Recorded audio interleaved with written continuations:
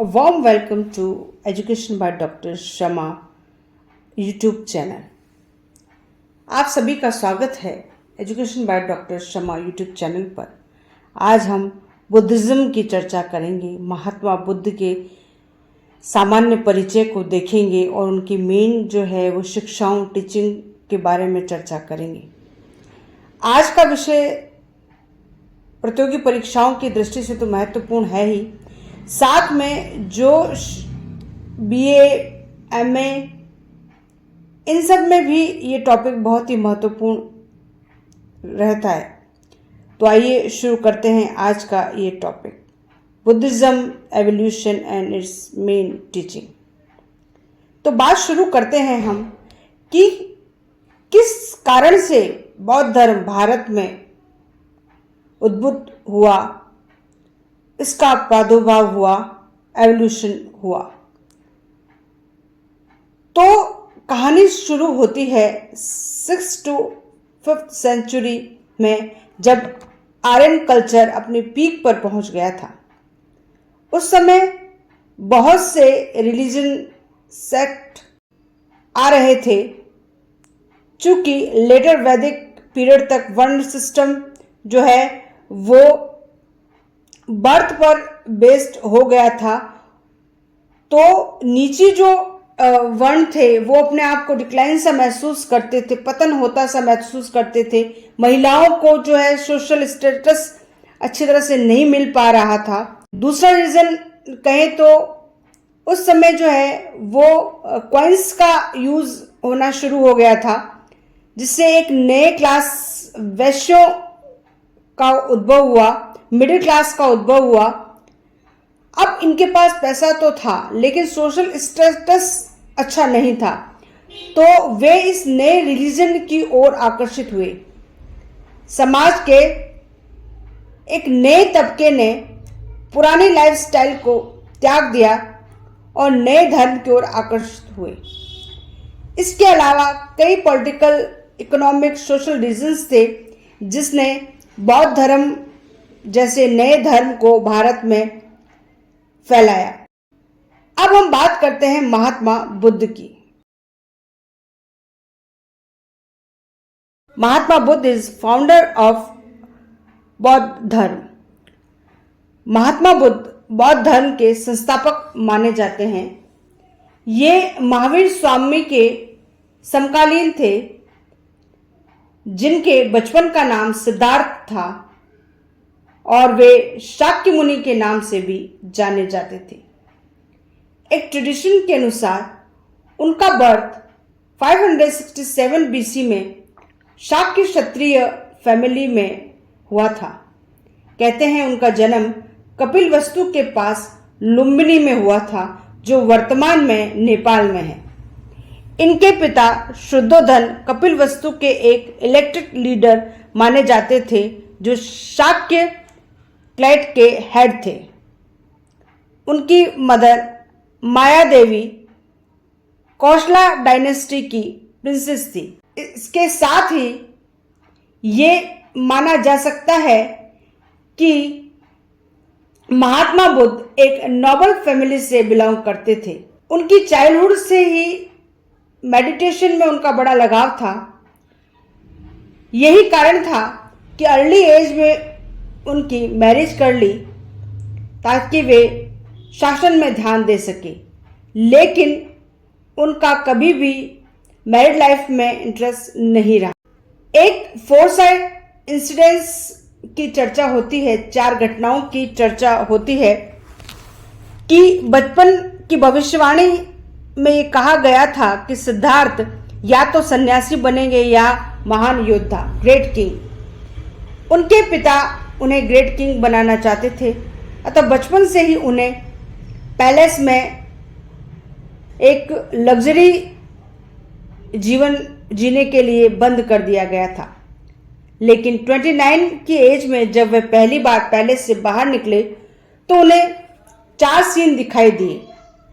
Old person जो अपनी old consequences से जूझ रहा था, चल नहीं पा रहा था, उठ नहीं पा रहा था। दूसरा सीन एक सिक पर्सन का था जो डिजीज से पीड़ित था, कोढ़ हो रखा था उसे। तीसरा डेड पर्सन, जो मृत्यु को प्राप्त कर चुका था। और लास्ट था तपस्वी, जो एक प्रसन्न मुद्रा में था। आपने इन तीनों सीनों को देखा और उन्हें ये एहसास हुआ कि इस पृथ्वी पर तो दुख ही दुख है और दुख को दूर एक तपस्या से ही किया जा सकता है। इसीलिए उन्होंने 29 की एज में अपने घर को छोड़ दिया। 7 साल तक वे इधर उधर ही भटकते रहे, भ्रमण करते रहे ज्ञान की खोज में। 35 वर्ष की आयु में उन्होंने पीपल ट्री के नीचे एनलाइटमेंट को पाया। इसी से वे बुद्ध कहलाए। जहां उन्हें ज्ञान की प्राप्ति हुई वो बौद्ध गया था, जो वर्तमान में बिहार में है। इसके बाद उन्होंने लोगों से अपने आइडियाज शेयर करना शुरू किया, जिसे संबोधि कहा जाता है, सरमन कहा जाता है। उन्होंने अपना पहला सरमन सारनाथ बनारस में दिया था। वर्षा ऋतु को छोड़कर वे मेडिटेशन करते, भ्रमण करते और लोगों को ज्ञान देते रहते थे। यह सिलसिला 40 साल तक चला। इसी दौरान उन्होंने दूसरे सेक्ट के ब्राह्मणों से भी चर्चा की और उन्हें डिबेट में डिफीट किया। उनकी मिशनरी एक्टिविटीज ने सभी प्रकार के लोगों को प्रभावित किया, चाहे वे मैन हो, वुमेन हो, और मैन वुमेन के डिस्क्रिमिनेशन को दूर किया। 80 की एज में इनका देहांत हो गया। उनका देहांत कुशीनारा उत्तर प्रदेश में हुआ था। उनकी डेथ के बाद उनकी मृत्यु के शरीर की अस्थियों को 8 भागों में बांटकर 8 स्तूपों का निर्माण किया गया। उनके ज्ञान को त्रिपिटकों, जो कि पाली भाषा में है, उसमें संचित किया गया। ये त्रिपिटक है सुक्त पिटक, विनय पिटक, अभिधम्म पिटक। सुक्त पिटक में महात्मा बुद्ध की ज्ञान को लिखा गया है। वहीं विनय पिटक में भिक्षु भिक्षुणियों के आचरण कैसा किया जाए, उनका रहन सहन कैसा हो, उसका वर्णन है। वहीं अभिधम्म पिटक में बौद्ध धर्म के दर्शन का उल्लेख मिलता है। बौद्ध धर्म अनिश्वरवादी है, आत्मा की परिकल्पना में विश्वास नहीं करता है। बौद्ध धर्म में पुनर्जन्म की मान्यता है। बौद्ध धर्म का ऐसा मानना है कि तृष्णा ही सभी दुखों का कारण है। बौद्ध धर्म के त्रिरत्न बौद्ध धर्म और संघ है। बौद्ध धर्म की 4 प्रमुख संगतियां हुई हैं, सेमिनार्स हुए हैं। पहला जो है राजगृह में हुआ था, जो अजातशत्रु के शासनकाल में 483 ईस्वी में हुआ था। वहीं दूसरा वैशाली में कालाशोक के समय 383 ईस्वी में, और तीसरा पाटलिपुत्र में अशोक के समय 251 में। आखिरी बौद्ध संगति प्रथम शताब्दी में कुंडलवन कश्मीर में कनिष्क के समय हुई थी।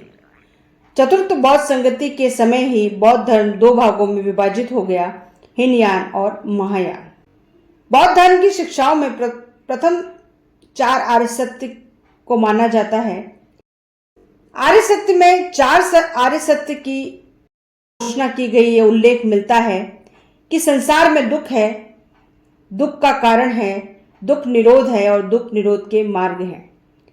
बौद्ध धर्म में दुख निरोध के 8 मार्ग सम्यक ज्ञान, सम्यक संकल्प, सम्यक वाणी, सम्यक कर्मांत, सम्यक आजीविका।